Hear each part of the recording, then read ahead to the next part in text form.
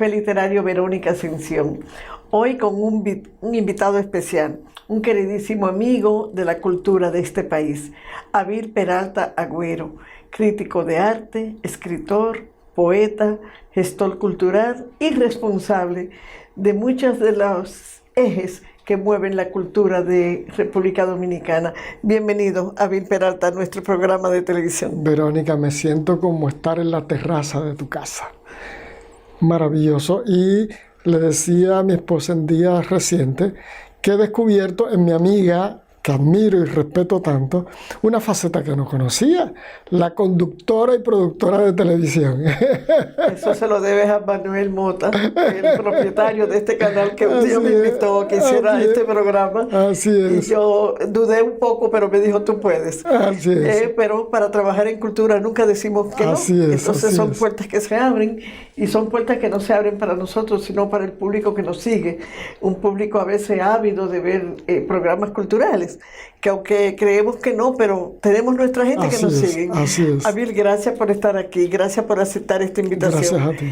Para mí es importante porque contigo tengo una amistad de más de 30 años. Así es. Y yo sé que tu hacer cultural ha sido alrededor, desde esa posición que tuviste por muchísimos años como director de la Unidad Técnica de Cultura del Congreso Nacional, impulsando leyes importantes. Así es. Yo quiero que tú me expliques un poquito esa ley de arte público que tú trabajaste con diputados y senadores, creo que encabezado por el diputado Manuel Jiménez en esa época. Cuéntanos un poquito cómo fue, cómo transcurrió todo eso.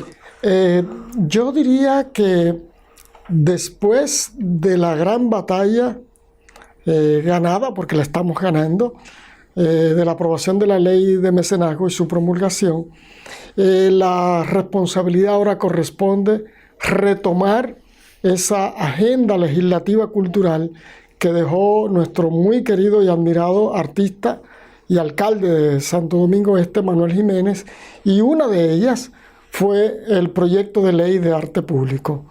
El proyecto de ley de arte público en la Cámara de Diputados hicimos, hará ya 15 años, hicimos varias vistas públicas. Fue un proyecto de mucha novedad en términos técnicos de gestión cultural, porque aquí no se hablaba de arte público.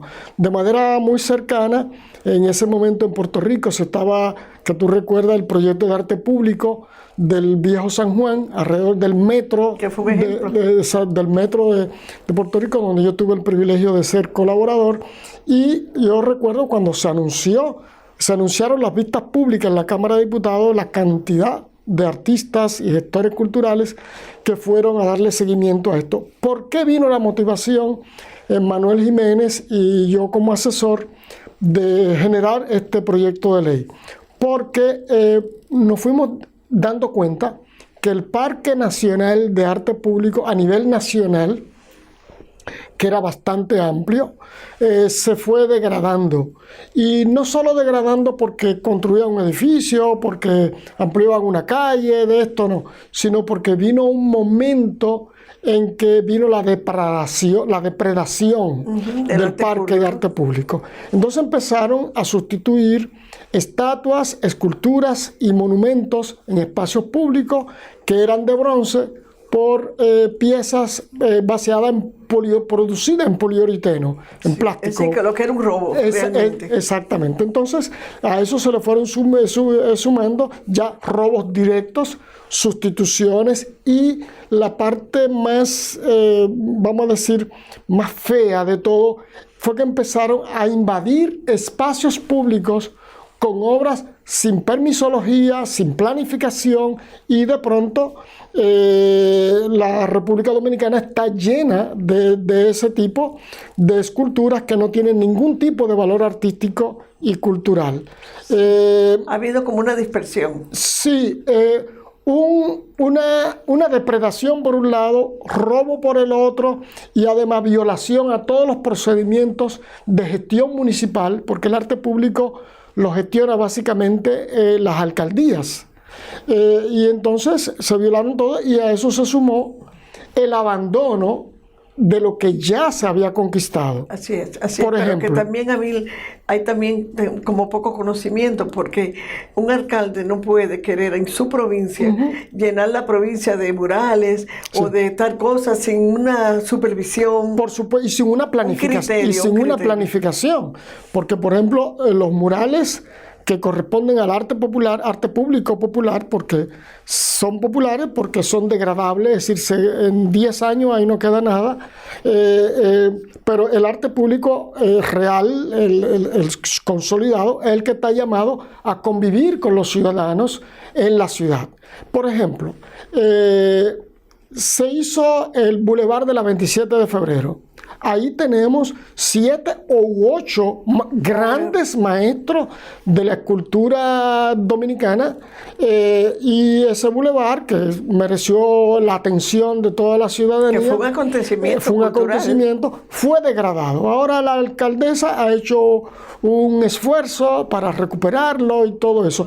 Pero también tenemos, en términos de innovación, que se llama intervención urbana y paisajística, el proyecto de arte público que tú, como gestora cultural, promoviste y gestaste, y que yo tuve el privilegio de acompañarte, que son los números del Parque Mirador Sur. Así es. Un proyecto maravilloso donde tuvieron varios profesionales involucrados, incluyendo a nuestro querido el arquitecto Eugenio Pérez Montaz.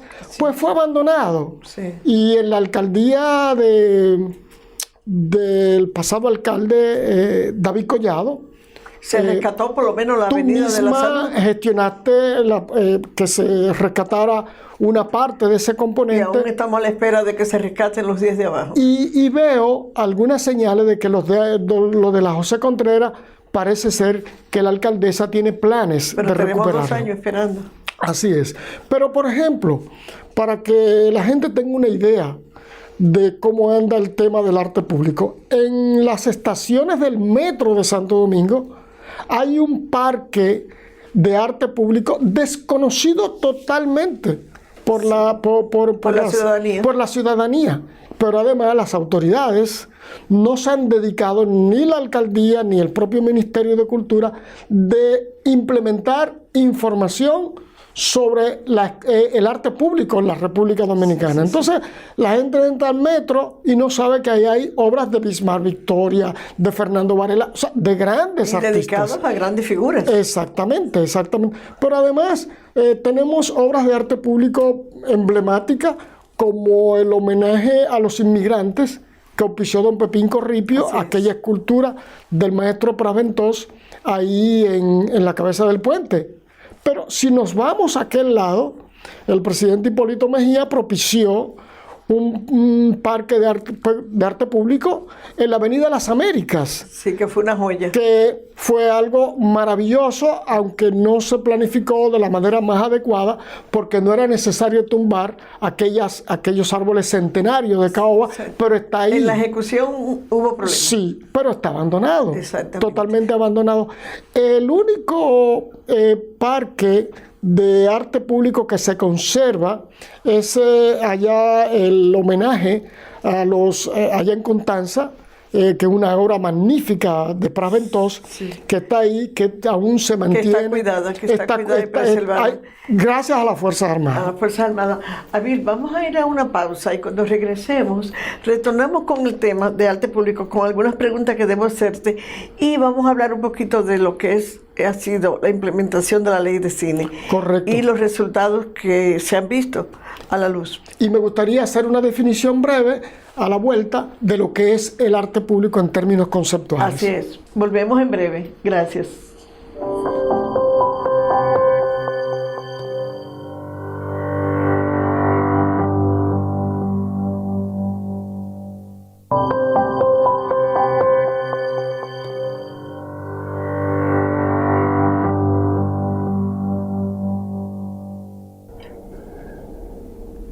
Retornamos nuestro programa con Abel Peralta Agüero, reconocido crítico de arte. También tengo una nota aquí muy importante de nuestro invitado de honor.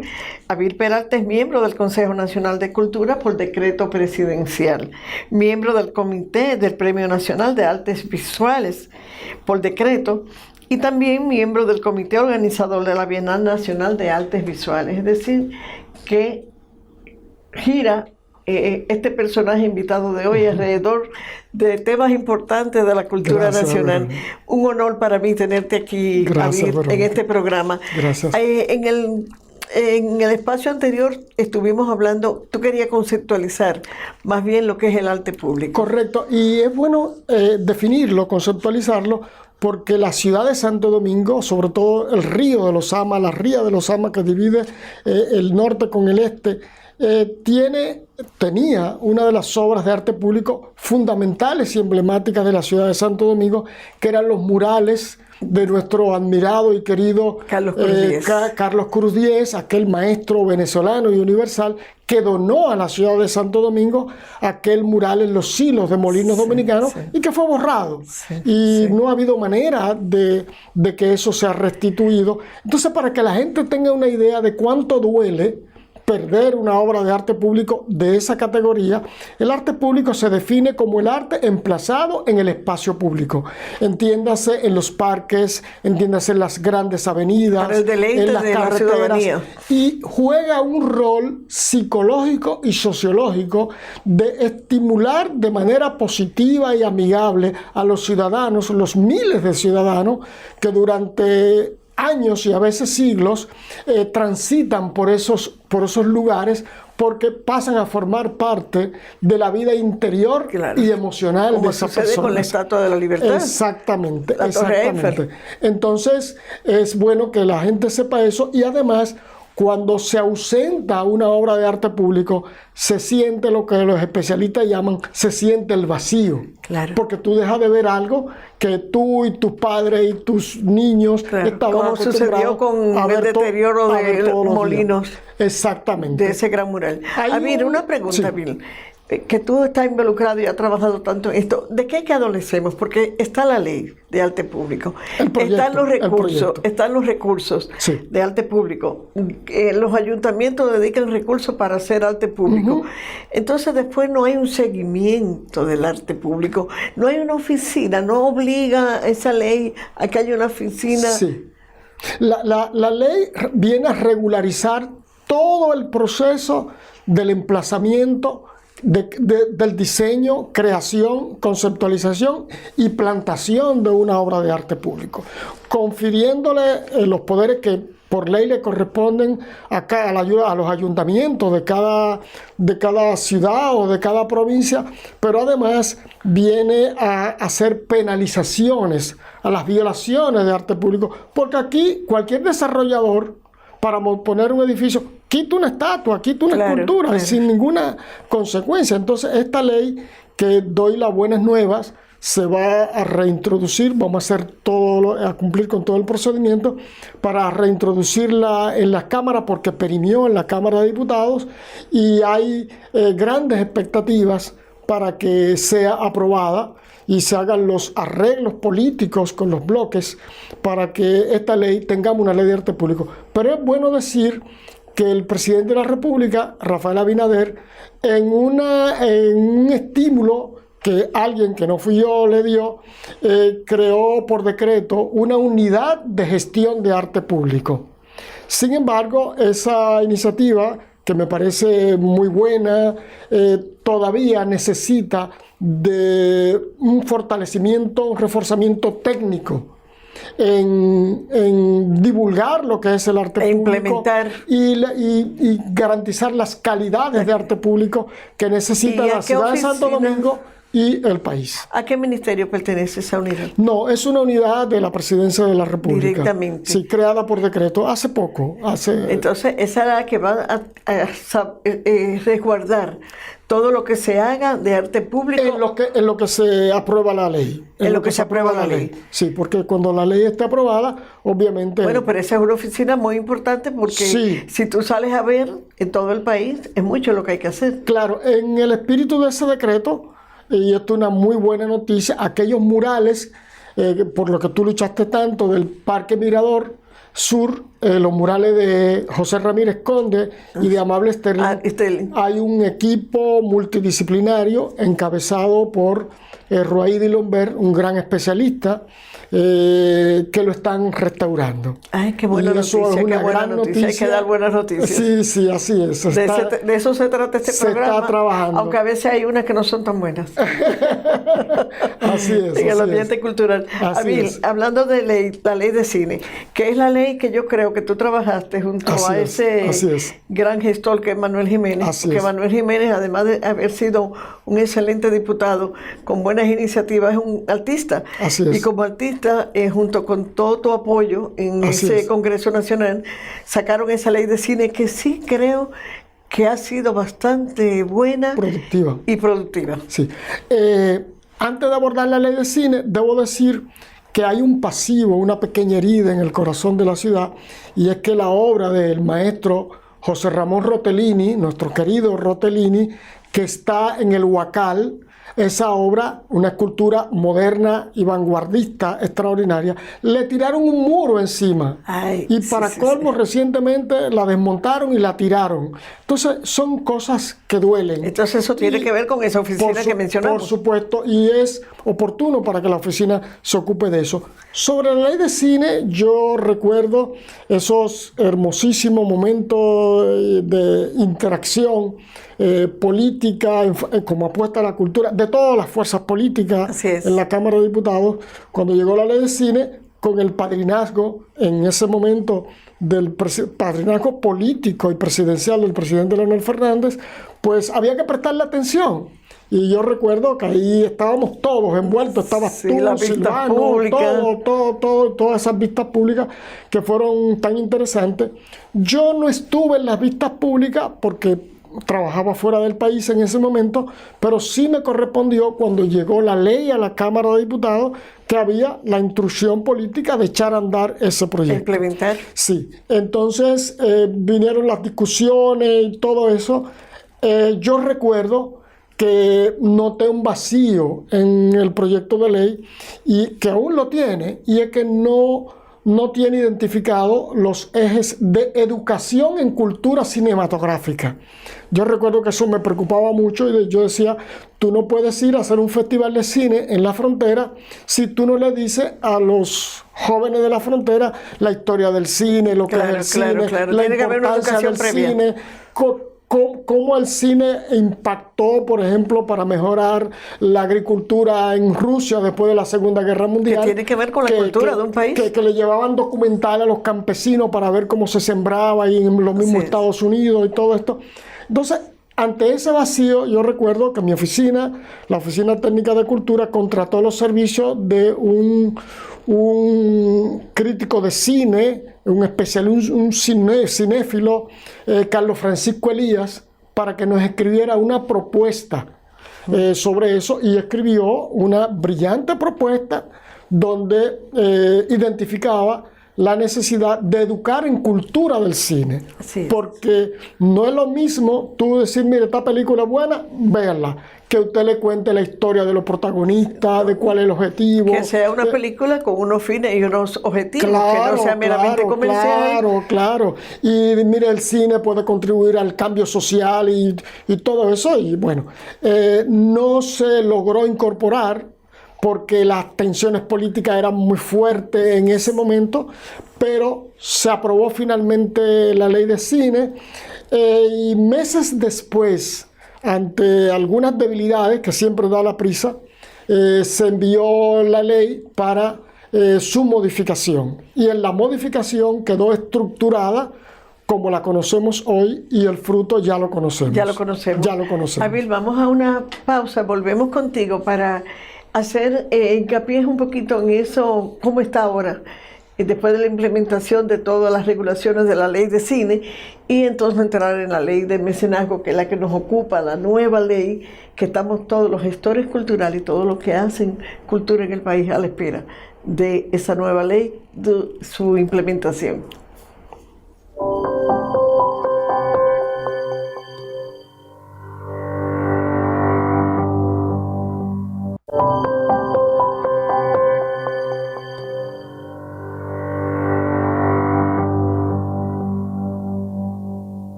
Sí, retornamos con ustedes con nuestro invitado del día de hoy, Abil Peralta Agüero, reconocido crítico de arte, gestor cultural, escritor, poeta. Y hoy estamos hablando de un tema apasionante, un tema que nos ocupa, que ha ocupado mucho espacio en el mundo de la cultura del país, que es la ley de cine, su implementación. Y vamos a hablar un poquito, dentro de este segmento, de la nueva ley de mecenazgo. Abil, la ley de cine, me preocupa que, aunque trabajamos mucho y los resultados han sido positivos, se hace mucho cine amparado en esa ley de cine que no es de la calidad de lo que se espera, y también nos hemos quedado esperando que esa ley se suponía que iba a trabajar un poco las gestas patrióticas, los grandes hombres y mujeres del país, dejar un legado cultural. Cuéntame un poquito de eso. La buena noticia de eso es que la ley de cine irremisiblemente, próximamente, tendrá que entrar en un proceso de reformulación, de modificación, de fortalecimiento, porque las unidades de calificación de lo que debe ser la agenda de producción, creación y diseño de cine dominicano en términos de calidad, ese es un componente muy débil, porque lo que prendió de manera pública fue el cine popular. Sí, la chispa de la venta. La gracia de los magníficos comediantes que tenemos acá, eso prendió y la gente entendió que eso es el cine. Y resulta que no, que incluso la misma bandeja de producción que hay ha demostrado que aquí hay talento para hacer buen cine. Nosotros recibimos en la Cámara de Diputados, cuando José Antonio era ministro de Cultura, a Ivette Marichal, la pasada ministra, y los diputados quedaron en la Comisión Permanente de Cultura, quedaron impresionados de que ya desde el exterior hay locaciones. República Dominicana es un espacio de locaciones para grandes producciones. Que hoy se está viendo las películas que están haciendo. Sin embargo, todo eso está muy bien para la economía naranja, para la economía cultural, sí, pero para la factura de calidad del cine dominicano, el cine de arte, el cine cultural, esa parte hay que normalizarla, hay que fiscalizarla y hay que mejorarla en el contenido de la ley de cine, lo mismo que decía anteriormente, la educación cultural, claro, en materia cinematográfica. Que es de lo que adolecemos. Abil, vamos a hablar de un tema también importantísimo, la ley de mecenazgo, un proyecto nuevo, un proyecto en el que tú entraste de lleno totalmente, entregaste tus últimos años de trabajo en ese Congreso Nacional trabajando en esa ley que va a favorecer a todos los que hacemos cultura en el país. Dame noticias, ¿por qué me estás esperando tu nombramiento? Porque no hay otra figura más importante que tú para dirigir esa oficina y encauzarla por donde debe ser en sus inicios. Sí, mira, hace poco yo dicté una conferencia cátedra como parte de digamos, el primer curso público sobre la ley de mecenazgo, auspiciado por el Ministerio de Cultura y la Agencia de Cooperación Española. Eso fue en el Centro Cultural de España. Y yo decía allí que en lo que es una definición conceptual de la ley de mecenazgo, que la ley de mecenazgo es una ley marco que viene a impulsar y a fomentar la conexión del sistema cultural dominicano con el sistema económico y financiero del país. Empresarial. Es decir, dejar de ver la cultura fuera de la vitrina, sino verla igual como lo es el transporte, la medicina, las carreteras y todo eso. Eso el gobierno central, yo entiendo que lo ha entendido. Eso la comunidad empresarial lo ha entendido y están a la espera, ¿sí? Y qué decir de nosotros los gestores en la comunidad cultural. Sin embargo, ya se han dado pasos jurídicos importantes en ese orden, porque ya el señor presidente, y justo es decirlo, el senador Franklin Romero tomó el legado de Manuel, porque fue a él que le correspondió seguir ese curso, y ha estado en un diálogo permanente con el presidente de la República y el Ministerio de Cultura, que le corresponde la presidencia del Consejo. Entonces ya el Consejo fue constituido y completado. Allí hay 2 gestores culturales, mecenas, extraordinarios, don Héctor José Rizek y Alberto Cruz. Y está una gestora cultural que es María Castillo. Es decir, se completó el consejo y el consejo ya ha empezado a trabajar. Ese consejo creó la terna. La terna conforme como dice la ley. Se supone que iba una terna. Sí, sí. Para de ahí. Lo dice la ley y lo dice el reglamento.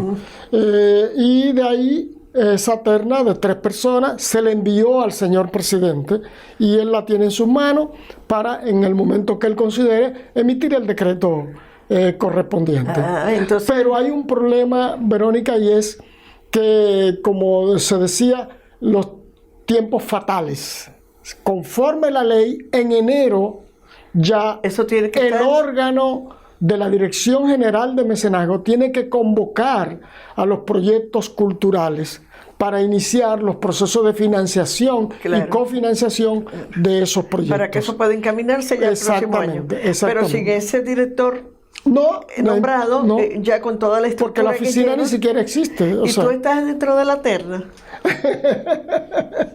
Mira, mi querida Verónica, yo no estoy en la terna. ¿No? Notamos, la comunidad cultural vio que se coló un poco los nombres en el periódico El Caribe. El periodista Alfonso Quiñones lo publicó. ¿Sí? No es oficial, ni no es, pero mi nombre no está allí. Sin embargo, siendo honesto, siendo ético y correcto, debo decir la verdad, he sido contactado por las altas instancias, me me pero no me corresponde a mí dar esos detalles, le corresponde decirlo de manera directa porque tienen la información la señora ministra de Cultura, nuestra querida Milagro Germán y obviamente el señor presidente de la República, que es quien tiene a su cargo la responsabilidad de eso o, en su defecto, la consultoría jurídica. Pero sí, ciertamente, eso ha sucedido, han habido esos contactos conmigo y quiero aclarar, y todo el que me conoce sabe cómo yo soy, yo no he buscado esa posición, yo no he trabajado para esa posición, yo sí he trabajado para que el país tenga un instrumento moderno para la gestión cultural y que ya esa actitud de vernos como pequeños mendigos en la cultura desaparezca. Sí, aunque tú no has trabajado para eso, porque nunca lo has hecho ese tipo tú nunca has trabajado para que te den un nombramiento. Tú has trabajado desde esa unidad de cultura, trabajando por los mejores proyectos culturales del país. Pero sí nosotros, los sectores culturales y lo que hacemos la cultura del día a día, esperamos tu nombramiento porque consideramos que como tú llevas años hablando de la ley de mecenazgo, trabajando en la ley, trabajando en la implementación, en la regulación de cómo debe ser una oficina para iniciar esa ley de mecenazgo, porque estuviste ligado en la ley de cine, tienes la experiencia, pues nosotros estamos esperando ese nombramiento. Esperamos que sea pronto, porque como tú dices, ya lo que nos quedan son 20 o 25 días para que eso se dé a la luz pública. Estaremos celebrando contigo, porque también es por lo menos hacer esa plataforma. Lo que estamos nosotros esperando que tú hagas esa plataforma donde nosotros sepamos a qué vamos a tenernos con esa ley, a qué puertas podemos tocar a partir de que se implemente y nosotros poder desarrollar todo lo que tenemos guardados en gaveta. Eso está en manos del gobierno dominicano, del presidente de la República y del Consejo mismo. Y nada, yo agradezco ese gesto como lo he agradecido en todas las funciones públicas que he tenido, que he recibido un apoyo absoluto y total. Javier, contigo también lo que tenemos la garantía de que los proyectos que hagamos puedan caminar, porque muchas veces nuestros proyectos se quedan engavetados por falta de que las oficinas que tienen que ver con la implementación de que se trabaje en proyectos importantes para la cultura, no nos llaman, no nos toman en cuenta, llevamos los proyectos y siempre dicen que no hay recursos.